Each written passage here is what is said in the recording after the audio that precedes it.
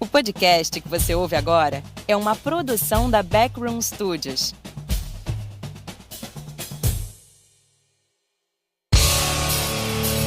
Y si decimos que en este mundo no hay plata, es porque tenemos la cobardía política de no cobrarle y pedirle y meterle la mano en el bolsillo.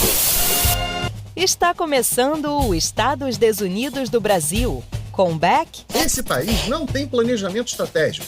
Tem roteiro descartado do Brasil paralelo. E Dudu Dumont. Eu tô começando a achar que o capiroto desistiu da humanidade e abriu consultoria. Sério? Você percebe que o país deu errado quando o meme explica melhor a política que o jornal. É verdade. Isso aqui é o único país onde o golpe vem parcelado em 12 vezes sem juros e a gente ainda entra no rotativo do cartão. O problema do Brasil não é a polarização, é excesso de imbecil com microfone. Daqui a pouco vai ter senador vendendo curso de prosperidade na Hotmart. Isso aqui não é economia, é um esquema de pirâmide com camisa amarela e mão no peito. O pobre do pobre acorda cedo pra trabalhar e o rico fica até tarde fudendo a nação. Fala, galera! Aí, se vocês estiverem escutando um barulho de construção civil, de maquinário pesado, é porque o puxadinho da Backroom tá em obra. Mas é tanto podcast que a gente vem desenvolvendo que o pedreiro ficou maluco. Bom, vamos à vaca fria. Beck, a Copa do Mundo acabou. É verdade. O sonho do Hexa, de novo, morreu, dessa vez pra Noruega. Sério? Será que, finalmente, essa semana o Brasil resolveu dar uma acalmadinha? Claro que resolveu. Sério? Claro! Agora, a gente só tá brigando com a maior economia do planeta. Meu Deus! This is fine. Ah, menos mal então, né? Menos mal nada. O Trump resolveu lançar DLC do tarifaço. De novo? Agora com novos impostos, novas ameaças e um bônus especial. Se o Brasil responder, apanha de novo. Só não te dou outro. É relacionamento abusivo entre países. Comércio exterior versão ex-namorado tóxico boy lixo. Emotional damage! E o pior é que ninguém mais sabe quanto é a tarifa. É 25, é 12,5, é 37, é 37,5, é 50, é 1000%, 120%, 1500%, ninguém, tá todo mundo perdido nessa porra. Tá parecendo conta de bar dividida por coach financeiro. Então hoje a gente vai explicar, ou melhor, tentar explicar essa bagunça. O que realmente aconteceu? Quem paga essa porra dessa conta? Se o Brasil pode revidar. Apanhei que nem um doutor e bati que nem um gigante E também. porque, aparentemente, a diplomacia americana descobriu que a soberania brasileira só vale quando ela concorda com Washington. Sabe de nada, inocente. E antes que o Trump invente mais uma tarifa durante a nossa gravação, Apresenta logo o nome da porra do episódio. Tarifaço, parte 2. O Brasil na mira de um otário. Tá, Beck, primeira dúvida. Afinal, quanto que é essa porcaria dessa tarifa? Qual delas? Cara, Exatamente. porque, vamos lá, eu já ouvi 25, 12,5, 37,5, 50. Só faltou cobrar a porra do cover artístico. Então explica essa bagunça aí. Vamos lá. Segundo a Reuters, a BBC e outras reportagens internacionais, não existe o tarifaço. Isso não existe. Existem várias tarifas diferentes aplicadas sobre produtos diferentes. Ah, então já começou errado. Muito errado. Tem uma tarifa, olha só, de 25%, que ela é aplicada a milhares de produtos brasileiros pela investigação comercial da porra da seção 301 do Código Americano. Começa por aí. Eu não entendi o que ele falou. Depois, entrou outra rodada de tarifa de 12,5% sobre diversos produtos ligados à nova política americana. Em vários desses casos, elas se somam. Não entendi nada. Ah, muito prazer. Ou seja, traduzindo... Em alguns produtos, a conta chega a 37,5%. Mas calma lá. É 37,5 em tudo, então? Você é burro, cara. Não, Ah, também não é quase nada, como algumas pessoas estão tentando vender por aí. então é aquele maravilhoso... Depende. Comércio internacional vive dessa palavra, né, Dudu? Pirulito. Chupo. Pau. Depende. Beleza. Só que não.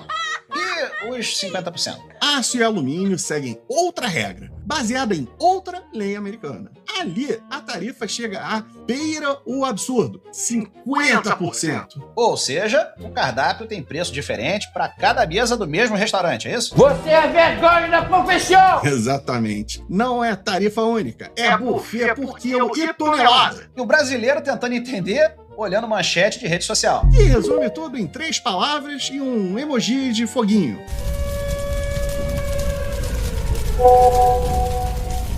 Mas aí veio uma reportagem dizendo que tinha um monte de exceção, é isso? E tem mesmo, Dudu. A BBC mostrou isso muito bem. Café, carne, petróleo, aeronaves, vários minerais e uma série de produtos estratégicos ficaram de fora de parte dessas tarifas. Ah, então acabou o problema? Não, absolutamente não. Porque exceção não significa ausência de dano. Traduz aí, professor. Vamos lá.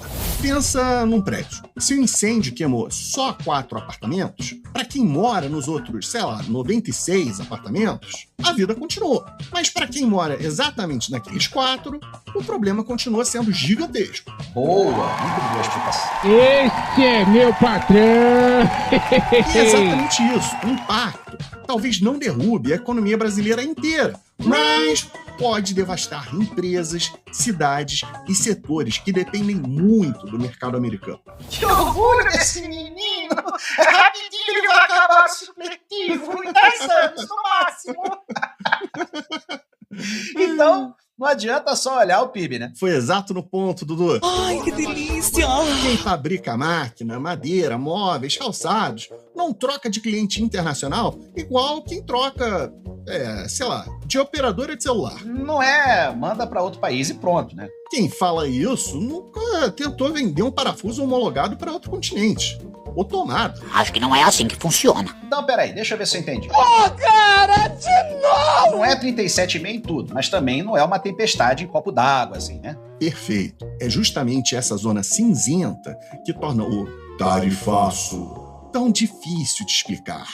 Tão fácil de manipular politicamente. Pois é, porque enquanto todo mundo aí está discutindo a porcentagem, quase ninguém está fazendo a pergunta mais importante. Que é? E o bambu? Se os Estados Unidos vendem muito mais para o Brasil do que compram da gente, por que resolveram colocar justamente o Brasil na mira?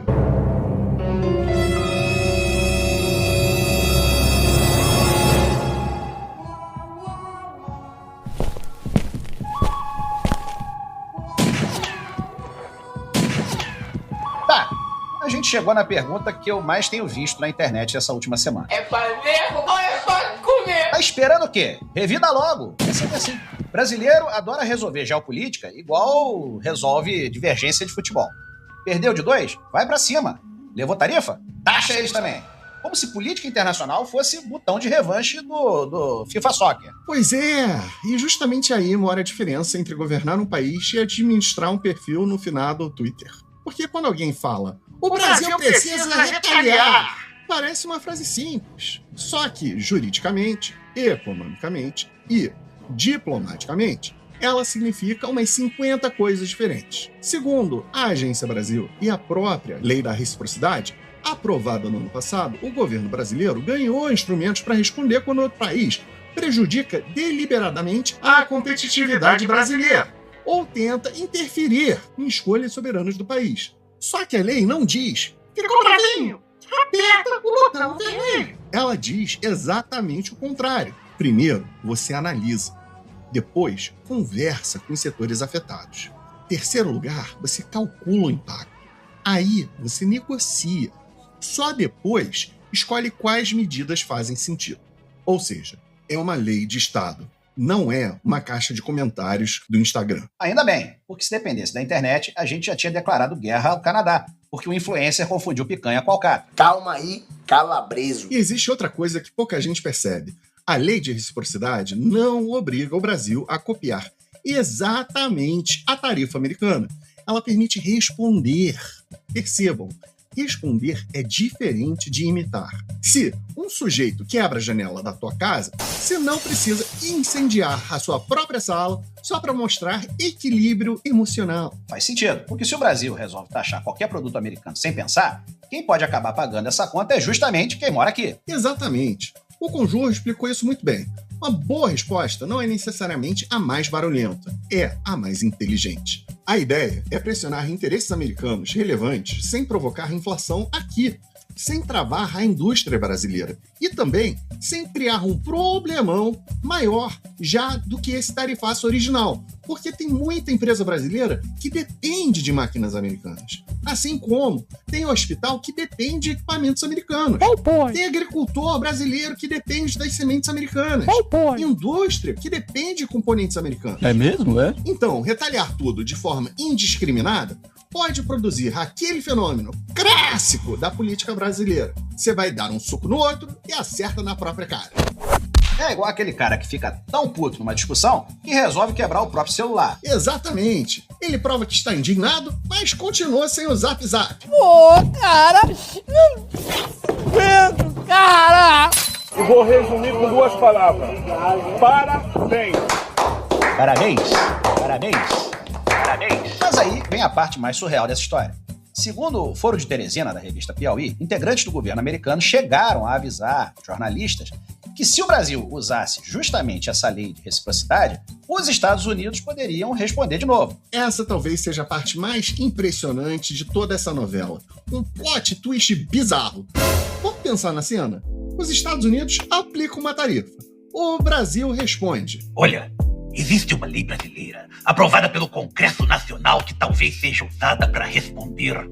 Aí Washington diz: Danada! tá bom, tá ok, but se vocês responderem a nossa resposta, we, the people, responderemos a resposta da resposta.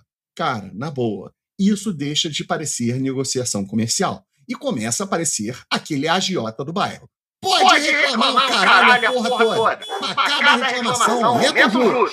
Então, não é livre comércio, é a assinatura premium da chantagem. Por isso, o próprio governo brasileiro insiste em usar uma expressão importante: reciprocidade, não retaliação. Parece detalhe semântico. Não é. Reciprocidade significa criar capacidade de negociação. Retaliação significa descarregar a raiva. São coisas completamente diferentes. Ou seja, o objetivo não é ganhar uma discussão no Twitter, é terminar essa história com menos prejuízo do que a gente começou. Sim, porque, no final das contas, patriotismo não é gritar mais alto. Patriotismo é conseguir proteger trabalhador, proteger empresas e a soberania nacional sem transformar a própria economia em dano colateral. Tá, mas se fechar uma porta nos Estados Unidos, para onde exatamente que o Brasil iria correr? Aí entra China, BRICS. E a pergunta que muita gente está respondendo de um jeito simples demais.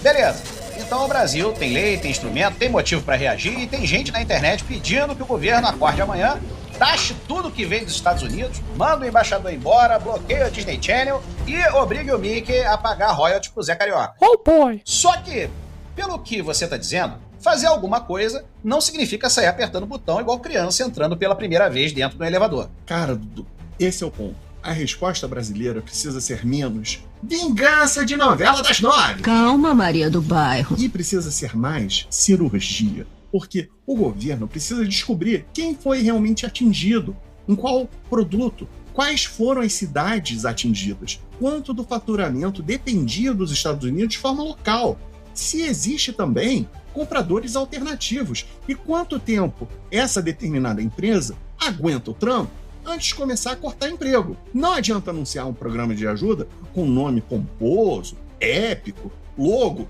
em verde e amarelo e música de superação. E depois distribui dinheiro para setor que nem tomou na raba a tarifa. O programa público brasileiro geralmente tem essa mania. A crise acontece numa fábrica de sapato. E aí aparece linha de crédito para pousada, para escritório de arquitetura, campeonato de beach tênis, campeonato de porrinha, fábrica de artesanato, de vela aromática, com cheiro e sabor, claro, de soberania. Pois é, o chamado Plano Brasil Soberano pode ajudar com créditos, com garantias, benefícios e compras públicas. Mas ele precisa ser bisturi, não mangueira de bombeiro aberta dentro do Ministério da Fazenda. Crédito para a empresa atingida pode sim preservar máquina funcionando e, o mais importante, emprego continuar vivo. Crédito espalhado, sem critério algum, vira subsídio para quem está passando bem, tá de boa, e percebeu, viu o governo abrir a carteira e decidiu desenvolver de uma hora para outra uma dor súbita de tarifa repentina. Eu também quero. Eu quero, eu posso. Então, o primeiro passo é mapear o dano de verdade.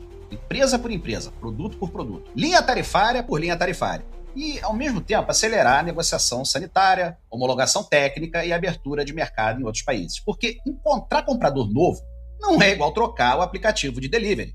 Você não entra no Sudeste Asiático, aperta aceitar os termos e condições e começa a vender máquina industrial de uma hora para outra, na sexta-feira.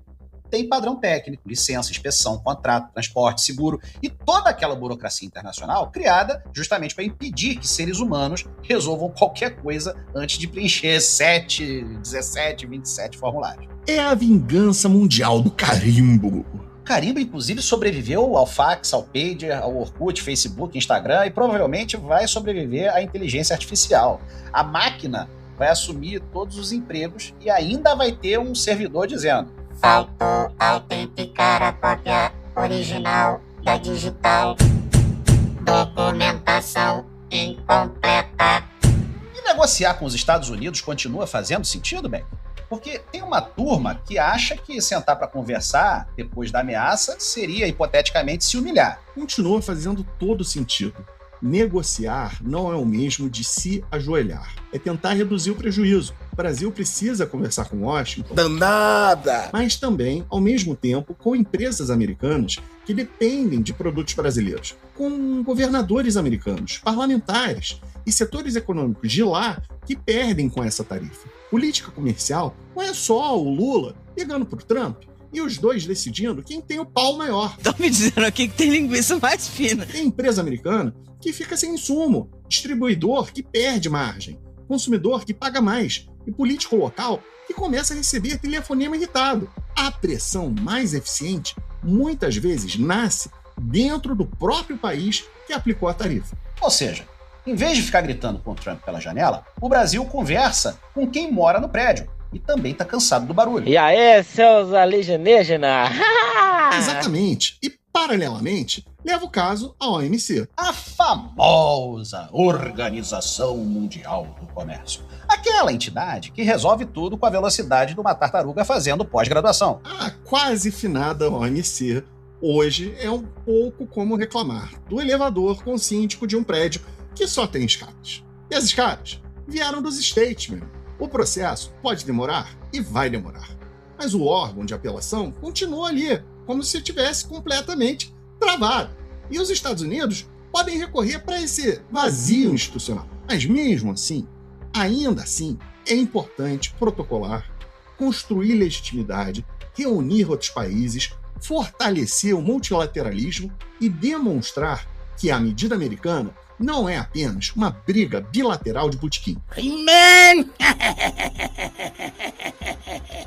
Você é um filho da puta! Vou deixar registrado no livro de ocorrência antes que o vizinho diga que nunca colocou fogo na garagem. O governo também precisa evitar aí umas 3 armadilhas. A primeira, provavelmente a principal, seria de taxar os insumos que a indústria brasileira precisa. Razões óbvias, né? A segunda, transformar aquela ajuda emergencial em bolsa empresário triste. E, terceira armadilha, prometer que China, OMC ou qualquer outro santo padroeiro do comércio vai resolver tudo em 2 semanas. Bom, parece que tem uma quarta armadilha aí, né, Beck? Transformar reciprocidade em palanque eleitoral. Porque existe uma diferença entre usar a soberania para negociar e usar a bandeira para esconder erro de cálculo. Então, a resposta correta, ela pode ser meio frustrante para a internet. Não tem explosão, não tem discurso no parapeito, não tem o Lula rasgando contrato ao som do hino nacional, enquanto um caça sobrevoa o Planalto. É planilha, reunião, crédito seletivo, diplomacia, abertura de mercado e disputa jurídica. Ou seja, governar é muito menos cinematográfico do que destruir Troia. E muito mais difícil do que Christopher Nolan, tá ouvindo, hein? Fingir que é um homem olhando para o mar durante 4 minutos e dizer que isso é profundidade filosófica.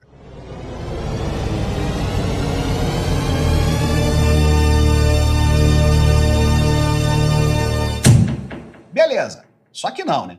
Mas se o mercado americano ficou mais instável e negociar leva tempo, o Brasil vai vender então para quem? Aí chegamos à resposta preferida da metade da internet. China! Made in China. Patada de flango! É a resposta correta essa então? China também, mas não só China.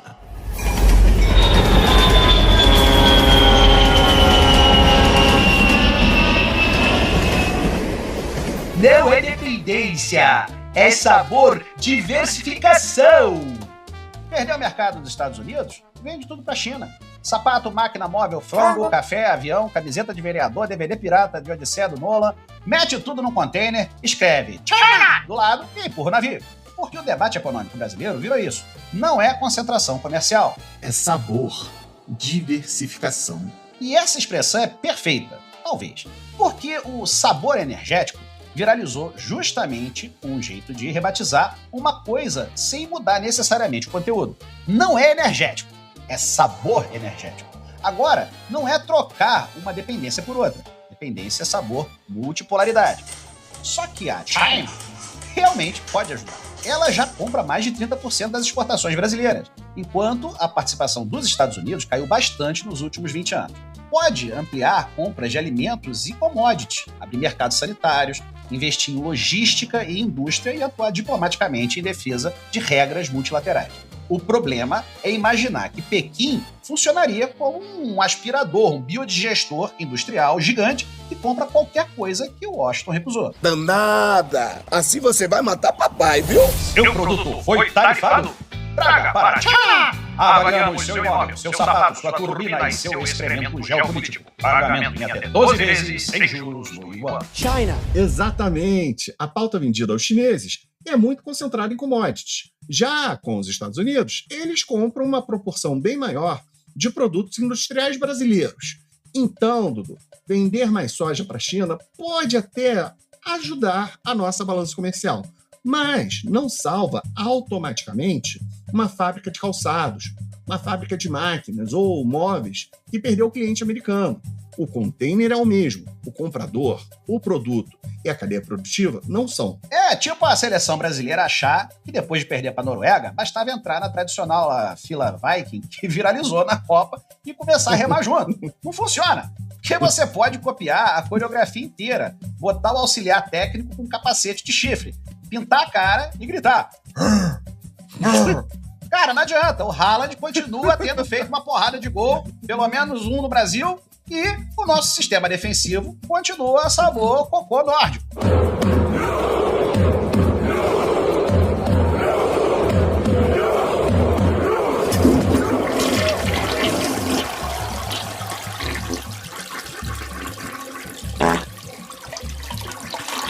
E os BRICS? Os BRICS também precisam ser colocados no tamanho real. Eles podem coordenar posições diplomáticas, ampliar financiamento, também podem facilitar comércio em moedas locais, assim como fortalecer a defesa do multilateralismo. Mas os BRICS não são uma OTAN das tarifas. Não existe um botão escrito Artigo 5. Mexeu com o sapato brasileiro, a Índia invade a Flórida.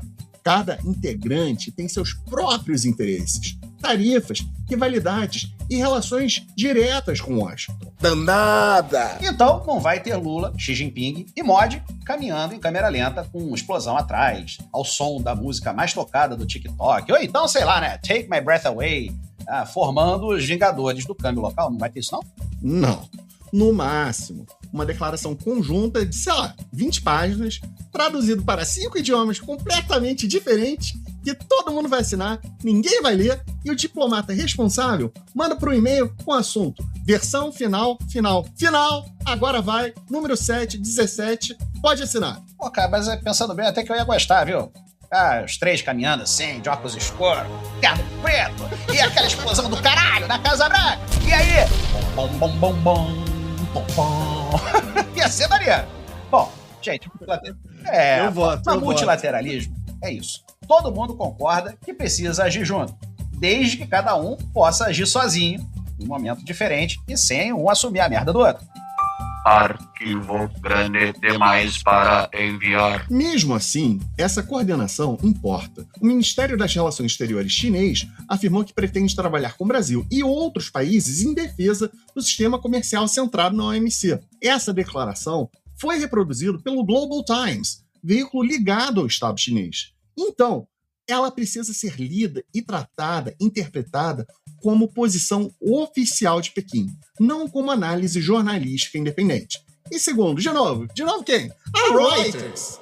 A China, Brasil e Austrália, assim como outros parceiros, contestaram a nova justificativa americana baseada em trabalho forçado no Brasil.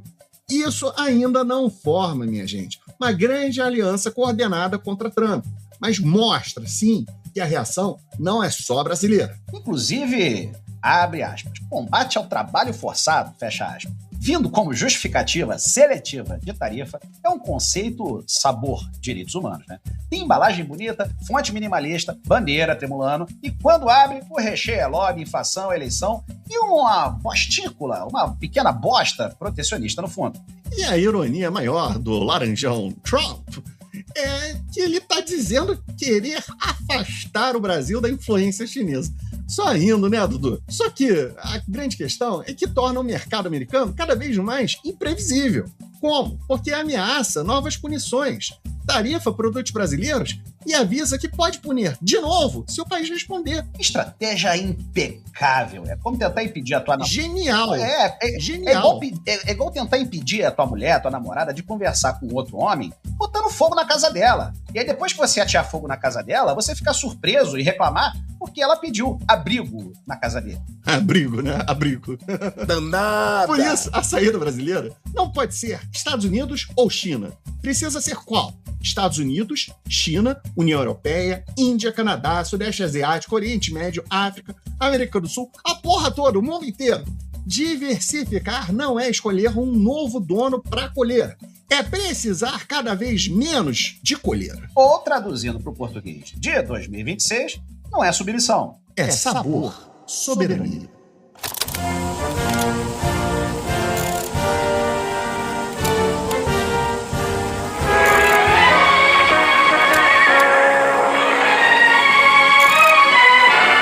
Só alguns homens sabem que a beleza dos cavalos é... Bequitosh, só acho que chegou a hora da gente parar de explicar a merda e começar a identificar quem está segurando o mangueirão. Mangueira terceira é uma beleza. Exatamente, senhoras e senhores. Com vocês, o Catucado! Eu já ia, cheque direita. Eu não sou dessa família. Mas eu quero catucar. Catucado. O Catucado de hoje vai pra ele. Não podia ser ninguém diferente. O laranjão da Casa Branca. O imperador do alto bronzeador nuclear. O homem que acorda toda manhã, olha no espelho e pensa: hoje o malandro saiu de casa. Só que o malandro é ele. O otário também é ele. E a casa é a maior economia do planeta. E ele administra como um cassino construído em cima de um banheiro químico durante uma tempestade de merda. Donald Tariff Man Trump! O sujeito que transformou a tarifa em resposta universal pra porra toda. A indústria americana tá com problema? Tarifa. A China cresceu? Tarifa. O Brasil criou o Pix? Tarifa. O Lula não fez o que ele queria? Tarifa, caralho! O hambúrguer veio sem picles? Tarifa de 25% sobre o pepino brasileiro! A peruca acordou parecendo um ninho de calopsita atingido por um míssil.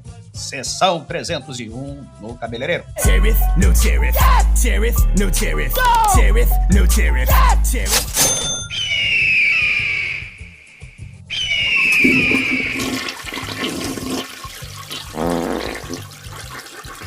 E o mais maravilhoso é que o Laranjão já tentou essa genialidade antes. Genialidade com J.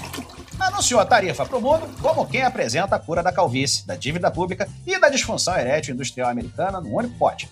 Prometeu fábrica voltando, país estrangeiro pagando conta, dinheiro entrando aos borbotões e os Estados Unidos vivendo uma nova Golden Era. Só esqueceram de contar para o americano que tarifa não é um boleto enviado para o presidente estrangeiro.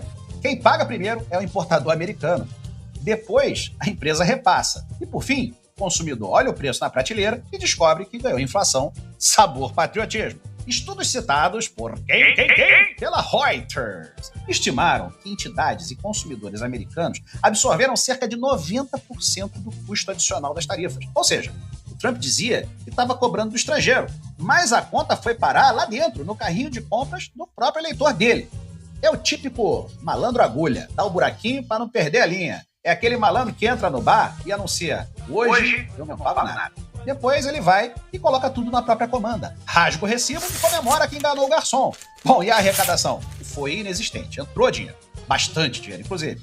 Mas ficou muito distante daquela fantasia de tarifa financiando sozinha a reconstrução da América. Pagando dívida, fábrica, estrada e provavelmente o próximo casamento do próprio Trump. Daqui a pouco a Melania já está vencida para ele. Porque arrecadar imposto, enquanto encarece produto, para a própria população, não é descobrir dinheiro grátis. É tirar nota do bolso direito, passar pelo caixa do governo e devolver menos pelo bolso esquerdo. Só que agora, um bonezinho vermelho escrito MAGA e cheiro de merda fiscal. E quando a Suprema Corte derrubou a base jurídica usada no tarifaço anterior, o que o gênio com J fez? Reconheceu o erro? Reavaliou os resultados? Ouviu empresas e consumidores? Claro que não! Procurou outra lei, perdeu a chave da porta e decidiu entrar pelo selite, pelo vaso sanitário. Usou a tarifa temporária, recuperou a seção 301 e montou um novo prato feito jurídico com PIX, etanol, desmatamento, corrupção, propriedade intelectual, serviço digital e trabalho forçado. Isso não é fundamentação, é resto de almoço jogado no liquidificador. É excremento regulatório, sabor Big Mac institucional. A própria Reuters descreveu esse retorno do personagem Tariff Man depois que a política anterior sofreu derrota lá na Suprema Corte Americana. Bom, e aí chegamos aonde? No Brasil. Porque esse tarifaço não é apenas uma discussão sobre etanol, sapato ou máquina. Ele acontece no meio de uma eleição presidencial brasileira, cara. Vem acompanhado de declarações do Marco Rubio atacando Lula. Vem depois de integrantes da família Bolsonaro circularem lá pro Washington. Danada! E cai diretamente numa disputa em que o Flávio tenta se vender como um candidato capaz de conversar com Trump. Único capaz, diga-se de passagem. A leitura editorial do EDB é simples. Isso tem cheiro de pressão externa, tem textura de ingerência eleitoral, tem gosto de tentativa de enfraquecer o Lula e oferecer ao Flávio uma legenda pronta. Eu avisei, só eu consigo conversar com os americanos. Nem inglês esse filho da puta fala. Não existe até agora uma confissão oficial da Casa Branca dizendo: estamos executando a Operação Flávio Presidente. Mas, obviamente, o timing, as declarações políticas e o uso da tarifa como instrumento de pressão tornam impossível fingir que isso é apenas uma planilha comercial neutra escrita por contadores sem noção. A Reuters disse que tarifas jogaram Washington diretamente para dentro da eleição brasileira. Eita, maninha! E registrou preocupação com interferência política. Só que o Laranjão cometeu novamente o erro clássico do otário que acha que é malandro. Ele imaginou que punir o Brasil enfraqueceria o Lula. Mas o brasileiro ele pode até reclamar do Lula durante 4 anos seguidos. E ainda assim ficar profundamente irritado quando aparece um presidente estrangeiro querendo escolher em quem ele deve votar. No mínimo, tinha que ser mais inteligente. Tinha que parecer que não queria dizer em quem ele ia ter que votar. Isso já aconteceu e o brasileiro votou em quem os presidentes americanos queriam que eles votassem, né? Mas no mínimo tinha que ser menos descarado. 3 dias depois... É uma coisa muito nossa, né? A gente pode falar mal da própria família. Agora, se o vizinho falar, fodeu. A ceia termina com garfo e faca voando. E as pesquisas começaram a mostrar justamente esse efeito contrário. Uma sondagem citada, não aguento mais falar, Reuters, apontou que 42% dos entrevistados disseram que o tarifaço os aproximou do Lula. Outra pesquisa, essa da Quest, mostrou o Lula ampliando vantagem sobre o Flávio Bolsonaro, enquanto 51% responsabilizavam o Rachadinha pela ofensiva tarifária e 63% enxergavam motivação eleitoral na medida. Oh, meu Deus, que grande descoberta! Então, parabéns, Laranjão! Você tentou fabricar desgaste para o Lula e entregou para ele soberania, palanque, bandeira, inimigo externo e discurso nacionalista embrulhados para presente. E também para presidente. É como tentar apagar uma churrasqueira jogando gasolina, querosene e um santinho do Flávio Rachid. O fogo sobe. O Flavito perde a sobrancelha. E o Lula aparece no fundo segurando um extintor e perguntando se alguém chamou um estadista. Isso não prova que o Lula vence no primeiro turno. Eleição não é previsão do tempo. muito menos missa com o resultado escrito na Bíblia. Mas o movimento registrado nas pesquisas indica que a pressão americana fortaleceu o Lula, aumentou a distância para o Flávio e tornou, assim, possível uma vitória mais confortável, inclusive na hipótese de um primeiro turno, mais plausível do que era antes dessa cagada tarifária. Ou seja, o Trump tentou ajudar o candidato aliado e entregou para o adversário um pacote eleitoral premium. Soberania, sabor, reeleição. Deu errado! Bom, agora resta então o candidato Flávio Bolsonaro para responder essa pergunta. Nossa, eu tô numa baixa da pressão aqui. O senhor precisa que repita a pergunta? Por favor, por favor. Ok. Pergunta da Júlia. Tá passando mal. Tá passando mal. Por favor. Não dá pra continuar. Tá passando mal. Os assessores podem, por favor. Mal, por favor. Os assessores podem, por favor, retirar. Catucado. Catucado, tá ok?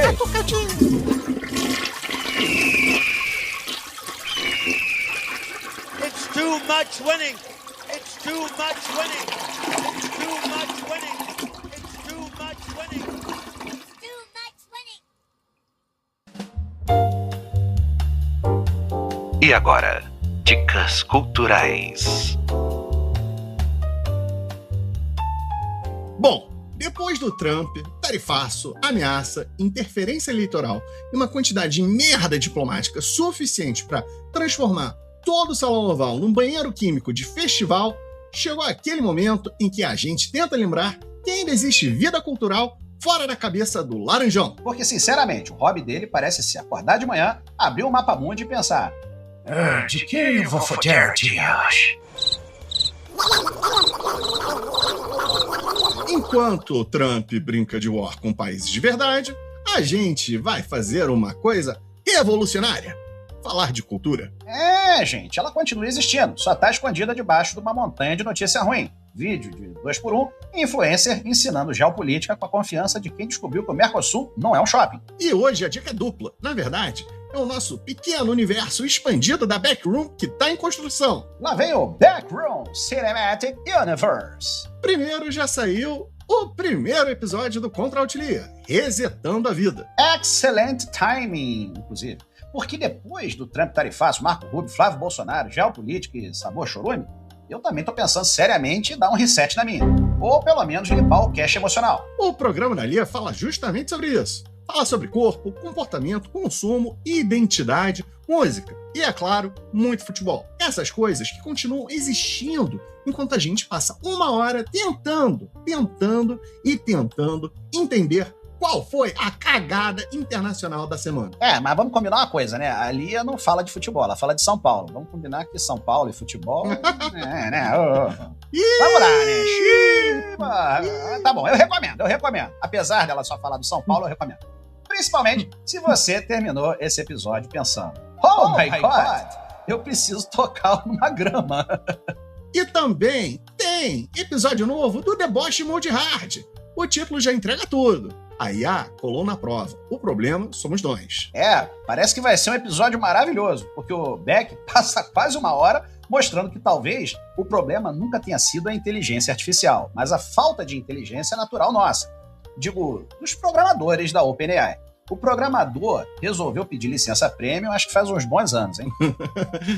Dudu, a discussão é exatamente essa. Será que a IA aprendeu a fraudar provas? Ou só revelou que a aplicação de provas hoje em dia está funcionando em modo Windows XP, tentando abrir um videogame super novo e moderno como Cyberpunk 2077? Se o Trump ouvir esse episódio, talvez ele descubra que tarifa não é feitiço de Hogwarts. Não adiantava, ele taxaria Hogwarts. 37% sovereign protegida contra bifurcação do elfo doméstico. E ainda diria que Dumbledore fez parte dos BRICS. Então fica o convite. Contra Altilia para reorganizar a cabeça. Deboche Mode Hard para fritar a cabeça. E o EDB para destruir definitivamente o que sobrou desse cabeção. E claro, os Estados Unidos do Brasil entrou oficialmente em modo turbo. Daqui até a eleição presidencial, a gente vai acompanhar muito de perto esta corrida brasileira. pesquisas, campanhas, alianças e, claro, escândalos. Corrida brasileira cheia de cavalo paraguaio. E, obviamente, a gente vai continuar acompanhando o desenvolvimento desse tarifaço, porque essa história ainda está longe de acabar, é claro. E assim encerramos mais um episódio do Estados Desunidos do Brasil, o podcast que voltou com vinheta nova, entrou em modo turbo e continua olhando para o Brasil como quem olha para uma privada entupida e pensa: isso aí ainda vai subir mais. E já subiu, hein? Sempre sobe. A única coisa que continua sem subir é o rendimento da seleção brasileira quando chega lá no mata-mata. O resto, tudo sobe. Tarifa, inflação, thread do X, pressão diplomática e a quantidade de excremento produzido por minuto na política brasileira. Essa aí já devia estar pagando IPTU próprio. Então, se você gostou do episódio, dá 5 estrelas pra gente no Spotify. É 5 estrelas, hein, galera? Não 4. 4 é nota pra quem acha que guerra comercial se resolve com um comentário de Instagram dizendo "Revida logo, Lula!". Compartilha com a família, com os amigos e com os inimigos. Principalmente os inimigos. Às vezes, o inimigo só é inimigo porque ainda não ouviu o EDB. E continua acreditando que soberania nacional se negocia no Dutch Free de Orlando. Partiu? Partiu, som! Fui! Beijo grego! No olho mágico do seu tarifaço! Acabou! Acabou, porra! Acabou! Acabou, porra! Acabou!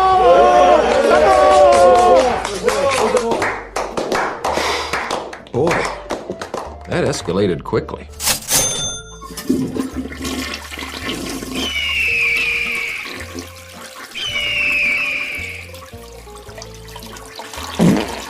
No episódio de hoje, tivemos os seguintes áudios, memes e inserções.